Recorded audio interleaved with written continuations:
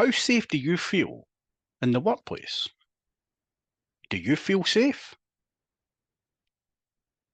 Does your work colleagues feel safe?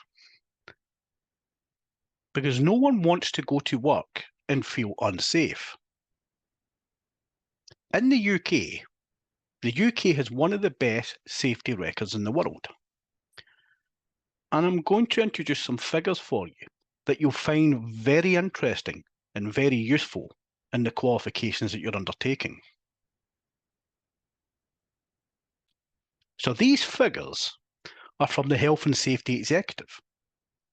So the Health and Safety Executive, commonly known as HSE, is a UK government agency responsible for the encouragement, regulation and enforcement of workplace health, safety and welfare, and for research into occupational risks in Great Britain.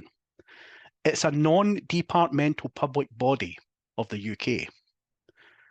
In Northern Ireland, these duties lie with the Health and Safety Executive for Northern Ireland. The HSE was created by the Health and Safety at Work Act 1974 and had since absorbed earlier regulatory bodies such as the Factory Inspectorate and the Railway Inspectorate. Through the Railway Inspectorate was transferred to the Office of Rail and Road in April 2006. The HSE is sponsored by the Department for Work and Pensions. As part of its work, the Health and Safety Executive investigates industrial accidents, small and large, including major incidents. Though it formally reported to the Health and Safety Commission on the 1st of April 2008, the two bodies then merged.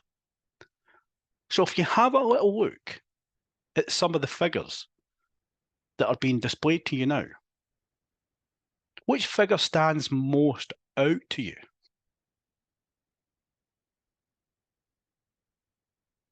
To bring it into context, I shall share with you some statistics from 2019.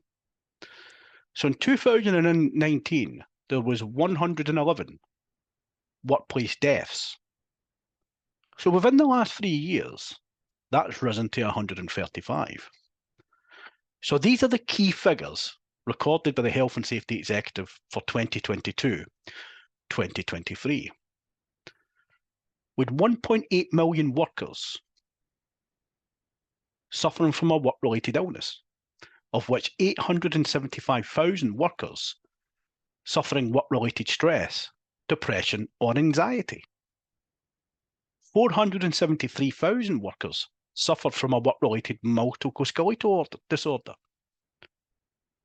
2,268 mesothelioma deaths due to past asbestos exposures. As I mentioned, there was 135 workers killed in work-related accidents. 561,000 working people sustained an injury at work, according to the Labour Force Survey. 60,645 injuries to employees were reported under RIDDOR. 35.2 million working days were lost due to work-related illness and workplace injury. And there's a cost to that. And the estimated cost is £20.7 billion from injuries and ill health from current working conditions. And as I mentioned, the UK has one of the best safety records in the world. The number of fatalities seems quite low when you consider the number of people at work, but they numbers are still too many people being killed. And as I mentioned, the estimated total cost is £20.7 billion. That's very significant.